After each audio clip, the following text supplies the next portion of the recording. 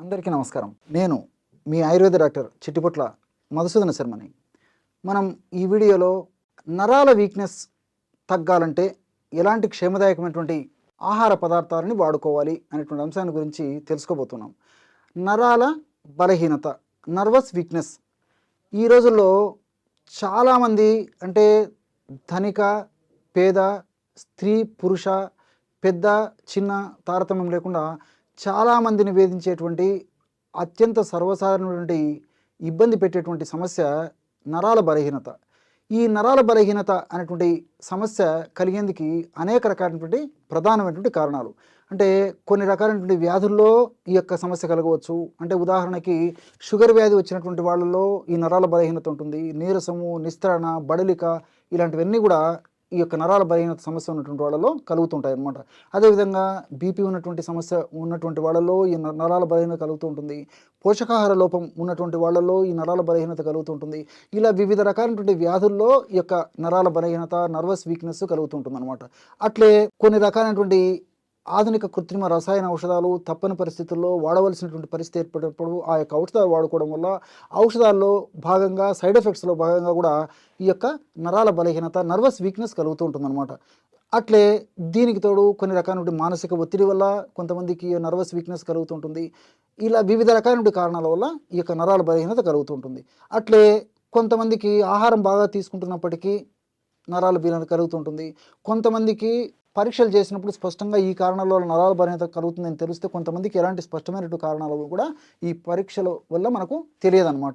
ఇలా వివిధ రకాలైన కారణాల వల్ల ఈ నరాల బలహీనత కలిగినప్పుడు నీరసము, నిస్త్రణ, బడలిక, కాళ్ళు చేతులు విపరీతమైన పోట్లు, సలుపులు, బాధ, చిన్న పనికే అలసిపోవడము, ఈ విపరీతమైనటువంటి నీరసం ఉండేటువంటి పరిస్థితి ఏర్పడుతూ ఉంటుందన్నమాట.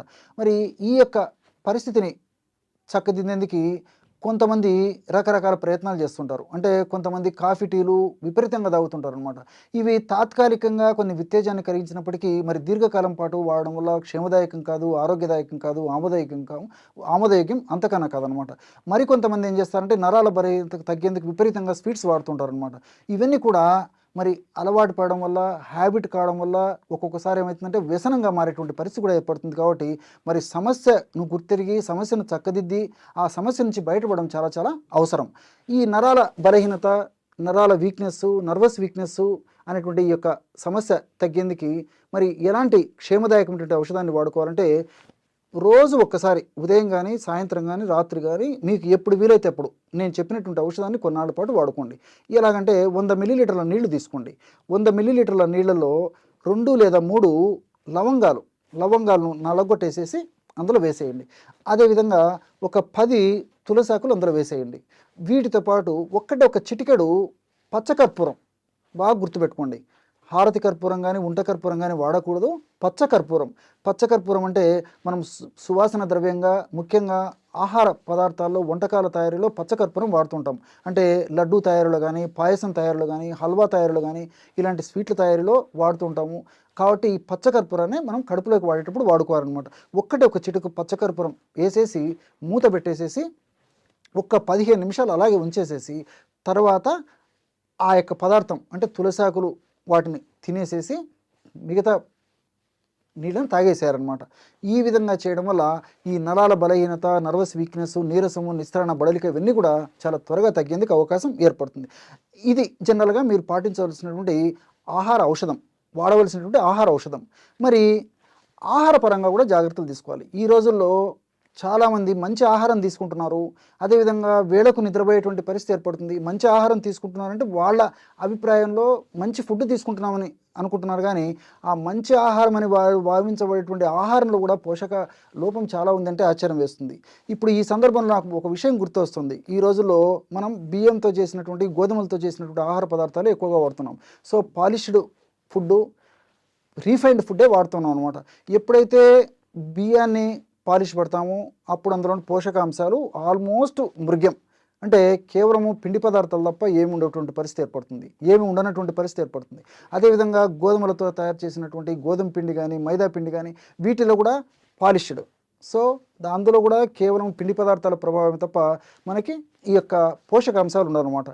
దీంతోపాటు మరి బొంబాయి రవ్వ, గోధుమ నూక ఇలాంటివి కూడా ఆల్మోస్ట్ అందులో కూడా ఈ యొక్క పోషకాంశాలు ముఖ్యంగా సూక్ష్మ పోషకాలు ఉండవు అనమాట. కాబట్టి మరి ఈ రోజుల్లో జాగ్రత్త పడడం కొంతమందికి సాధ్యం కాదు, ఎక్కువ శాతం మంది కూడా సాధ్యం కానటువంటి పరిస్థితి కూడా ఎదురైంది. కాబట్టి మరి వీలైనంత వరకు ముడి బియ్యంతో చేసినటువంటివి, ముడి గోధుమలతో చేసినటువంటి ఆహార పదార్థం తీసుకోవడం ద బెస్ట్ ప్రాసెస్, ప్రాక్టీస్ చేయడం మంచిది.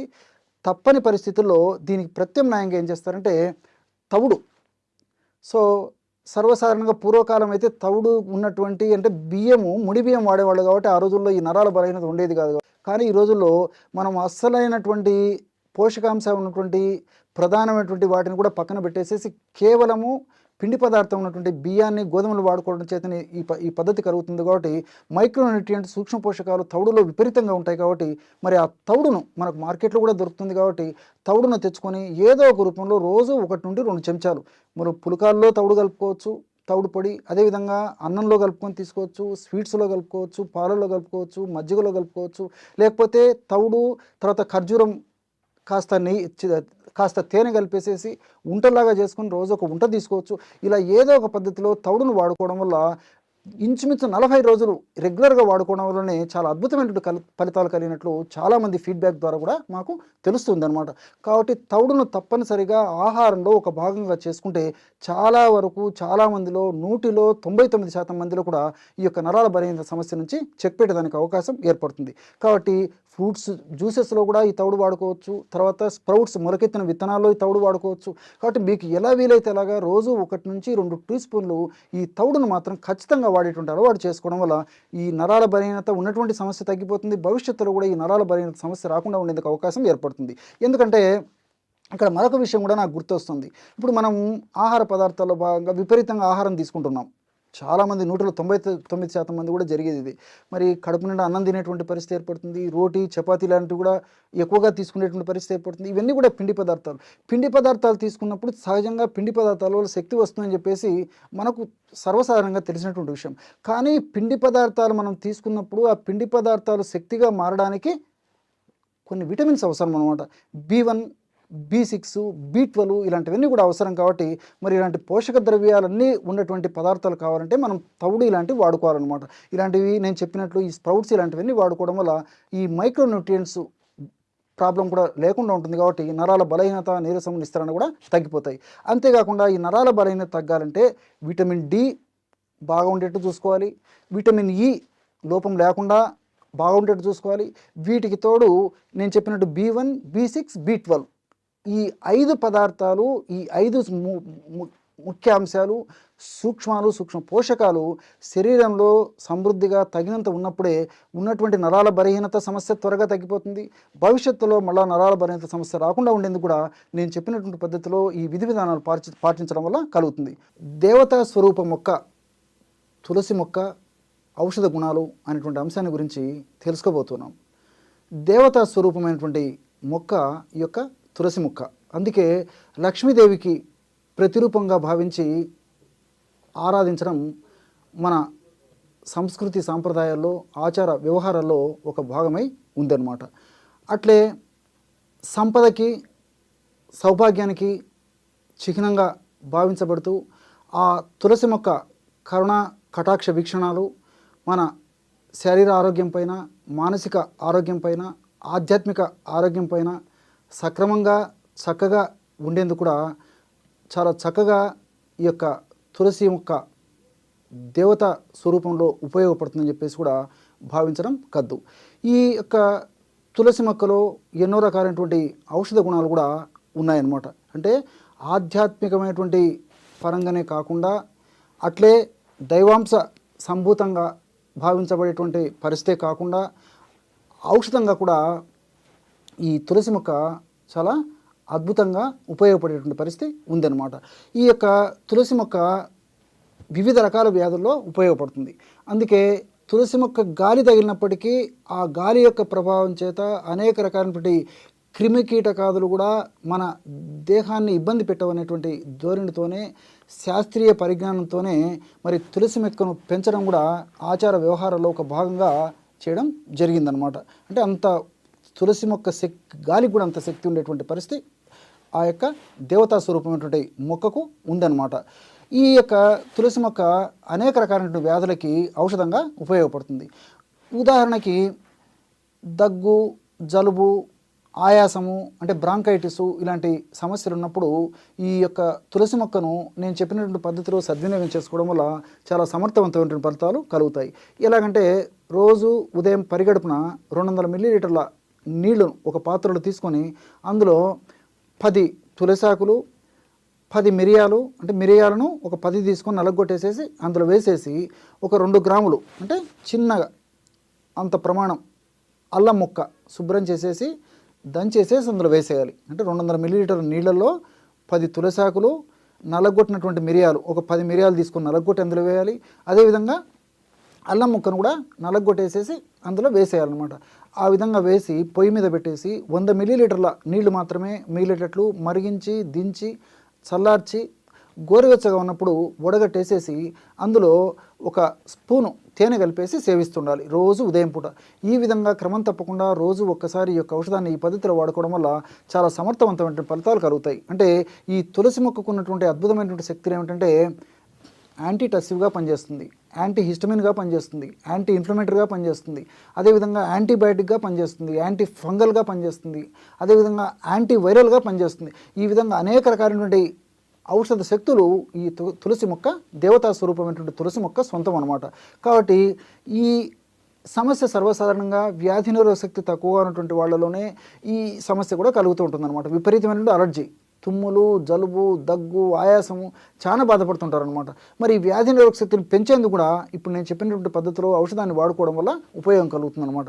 కాబట్టి ఈ యొక్క ఔషధాన్ని మరి దీర్ఘకాలం పాటు వాడినప్పటికీ అన్నీ మనకు సైడ్ బెనిఫిట్స్ ఉంటాయి, ఎలాంటి సైడ్ ఎఫెక్ట్స్ ఉండవు. క్రమక్రమంగా ఆ యొక్క సమస్య కూడా తగ్గిపోయి శాశ్వతంగా కూడా ఆ అలర్జీ నుంచి మనం చెక్ పెట్టవచ్చు అనమాట ఈ యొక్క పద్ధతిలో ఈ యొక్క ఔషధాన్ని వాడుకోవడం వల్ల. అట్లే మానసికమైనటువంటి ఒత్తిడి కానీ, మూర్ఛ, హిస్టీరియా, మెదడుకు సంబంధించినటువంటి వ్యాధులు, అదేవిధంగా ఈ పార్కిన్సన్స్ లాంటి వ్యాధులు, ఇలాంటి జబ్బులు ఉన్నప్పుడు కూడా మెదడుకు సంబంధించినటువంటి ఇలాంటి జబ్బులు ఉన్నప్పుడు కూడా తులసిని మనం సక్రమంగా సద్వినియోగం చేసుకోవడం వల్ల చాలా చక్కగా ఉపయోగపడుతుంది అనమాట. అంటే జ్ఞాపక శక్తి పెరిగేందుకు కూడా ఈ యొక్క తులసి మొక్కని ఇప్పుడు నేను చెప్పినటువంటి పద్ధతిలో సద్వినియోగం చేసుకోవడం వల్ల చాలా చక్కటి ఫలితం కలుగుతుంది. ఎలాగంటే 2 కొబ్బరి గిన్నెలు తీసుకోండి, ఎండినటువంటివి 2 కొబ్బరి గిన్నెలు బాగా నిదానంగా నోట్ చేసుకోండి, గమనించి నోట్ చేసుకోండి. 2 ఎండు కొబ్బరి గిన్నెలు తీసుకొని 2 ఎండు కొబ్బరి గిన్నెల్లో తులసి ఆకులు వేసేయండి. అంటే కొబ్బరి గిన్నె ఎలా ఉంటుంది కదా, ఇందులో తులసి ఆకులు వేసేయండి. ఆ విధంగా ఆ కొబ్బరి గిన్నెల నిండా తులసాకులు వేసేసి పక్కన పెట్టేసేయండి ఆ తులసాకులని. అదేవిధంగా బెల్లం, పాత బెల్లం దొరికితే మరీ మంచిది. పాత బెల్లం పొడి చేసేసి, ఒకవేళ పాత బెల్లం దొరకకపోతే మామూలు బెల్లమైనా సరిపోతుంది. బెల్లాన్ని పొడి చేసి అదే పద్ధతిలో ఆ 2 ఎండు కొబ్బరి గిన్నెలు ఉన్నాయి కదా, ఆ కొబ్బరి గిన్నెల్లో బెల్లం పొడి కూడా పెట్టేసేయండి. పెట్టేసి కొలితేసేసి అది పక్కన పెట్టుకోండి. 3వదిగా స్వచ్ఛమైనటువంటి ఆవు నెయ్యి కూడా ఆ ఎండు కొబ్బరి గిన్నెల్లో పోసేసి అది పక్కన పెట్టేసేయండి. ఈ పద్ధతిలో ఆ ఎండు కొబ్బరి గిన్నెల్లో ఈ 3 పదార్థాలు కూడా కొలిచేసేసి తర్వాత ఎండు కొబ్బరిని తురిమేసేయండి. బాగా తురిమిన తర్వాత ఈ పదార్థాలన్నిటిని బాగా కలిపేసేయండి. ఎండు కొబ్బరి తురిమిన తర్వాత ఎండు కొబ్బరి తురుములో తులసాకులు, బెల్లము, స్వచ్ఛమైనటువంటి ఆవు నెయ్యి, ఈ పదార్థాలన్నీ బాగా కలిపేసేసి ఒక సీసాలో నిలువ ఉంచుకొని ఒక 30 రోజుల పాటు కదలకుండా అలాగే మూత బిగించేసి గాలి చొరబడినటువంటి ప్రాంతంలో, వెలుతర లేనటువంటి ప్రాంతంలో, అంటే మబ్బుగా ఉన్నటువంటి ప్రాంతంలో ఒక మూలకు పెట్టేసేయండి. ఇంతే. 1 నెల పాటు తయారు కావడానికి అందులో అద్భుతమైన రసాయన ఔషధ శక్తులు అందులోకి వచ్చేదానికి మరి ఈ యొక్క ప్రాసెస్ అవసరం అనమాట. కాబట్టి ఈ పద్ధతిలో అందులో నిలువ ఉంచిన తర్వాత తీసుకొని రోజు ఉదయం పరిగడుపున 3 వేళ్ళకు వచ్చినంత, అంటే ఇలా పట్టుకుంటే ఎంత వస్తుందో అంత ప్రమాణం చప్పరించేసి మింగేసి నీళ్లు తాగొచ్చు, లేకపోతే 1 కప్పు పాలు తాగినా సరిపోతుంది అనమాట. ఈ విధంగా క్రమం తప్పకుండా రోజు ఒక్కసారి చేయడం వల్ల నేను చెప్పినట్టు మానసికమైనటువంటి ప్రశాంతత కలుగుతుంది, జ్ఞాపక శక్తి వృద్ధి అవుతుంది, మెదడుకు సంబంధించినటువంటి వ్యాధులు తగ్గిపోతాయి, అట్లే మూర్ఛ, హిస్టీరియా లాంటి సమస్యలు కూడా తగ్గిపోయేటువంటి పరిస్థితి ఈ యొక్క ఔషధం వల్ల కలుగుతుంది. కానీ ఈ ఔషధం తయారు చేసుకునేటప్పుడు చాలా జాగ్రత్తగా ఉండాలన్నమాట. అంటే ఏమాత్రం నీటి శాతం అందులో ఉన్నా ఒక్కొక్కసారి ఔషధం మనం 30 రోజుల పాటు అలాగే ఉంచుతాం కాబట్టి ఒక్కొక్కసారి ఫంగస్ ఆ బూజు వచ్చేటువంటి అవకాశం ఉంటుంటుంది. కాబట్టి మరి తులసి ఆకులను బాగా శుభ్రం చేసేసి ఆ నీటి శాతం అంటే మనం నీళ్లు చల్లేటువంటి పరిస్థితి ఉంటుంది. కాబట్టి అలా కాకుండా నీటి శాతం ఏమాత్రం పై భాగంలో అంటే మనం టచ్ చేసినప్పుడు నీరు తగలకూడదు అనమాట. ఆ విధంగా ఆ నీటి శాతం అంతా ఆరిపోయిన ఉన్నటువంటి ఆ తులసి ఆకులు, పచ్చి తులసి ఆకుల్ని వాడుకోవాలన్నమాట. ఈ జాగ్రత్తగా గమనించేసి మీరు చెప్పినటువంటి పద్ధతిలో ఈ యొక్క ఔషధాన్ని వాడుకోవడం వల్ల చాలా అద్భుతమైనటువంటి ఫలితం కలిగేటువంటి పరిస్థితి ఏర్పడుతుంది.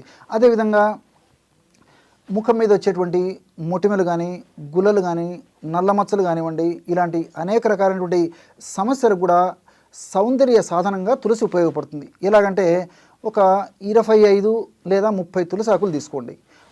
ఒకటి కర్పూరం బిళ్ళ అంటే 25-30 పచ్చి తులసి ఆకుల్లో ఒక కర్పూరం బిళ్ళ తీసుకొని ఆ పదార్థాన్ని అంతా బాగా కలిపేసేసి గోరింటాకులాగా పేస్ట్ లాగా లేపనంలాగా తయారు చేసుకోండి. దాన్ని ముఖ భాగంలో ఎక్కడైతే మీకు సమస్య ఉందో ఆ భాగంలో అప్లై చేసి 1 గంట తర్వాత గోరువెచ్చని నీటితో కడిగేస్తుండండి. ఇంతే. ఈ విధంగా క్రమం తప్పకుండా రోజు ఒక్కసారి ఈ పద్ధతిలో ఈ యొక్క ఔషధాన్ని వాడుకోవడం వల్ల సౌందర్య సాధనంగా ఈ యొక్క తులసి పనిచేసి ఈ మొటిమెలు, అదేవిధంగా గుల్లెలు, నల్ల మచ్చలు, ఇతర చర్మానికి ముఖం మీద ఉన్నటువంటి ఇతర అనారోగ్య సమస్యలన్నింటి కూడా చక్కదిద్దేందుకు ఈ యొక్క తులసాకులు, కర్పూరం కలిపి తయారు చేసుకుంటున్న ఔషధం చాలా చక్కగా ఉపయోగపడుతుంది. ఈ విధంగా అనేక రకాలైన వేలాది లక్షలాది రోగాలు కూడా ఈ తులసి మొక్కను, దేవతామూర్తి అయినటువంటి తులసి మొక్కను మనం సద్వినియోగం చేసుకోవడం వల్ల ఆ యొక్క అనారోగ్య సమస్యల నుంచి మనం చెక్ పెట్టవచ్చు అనమాట. అనారోగ్య సమస్యలకి చెక్ పెట్టవచ్చు. చూశారు కదా ఎటువంటి అద్భుతమైనటువంటి ఔషధ గుణాలు దేవతా స్వరూపమైనటువంటి తులసి మొక్కలో ఉన్నాయో ఈ వీడియోలో మీరు తెలుసుకున్నారు కదా. మరొక వీడియోలో మరొక అంశంతో మళ్ళీ కలుద్దాం. అంతవరకు నమస్కారం. మీ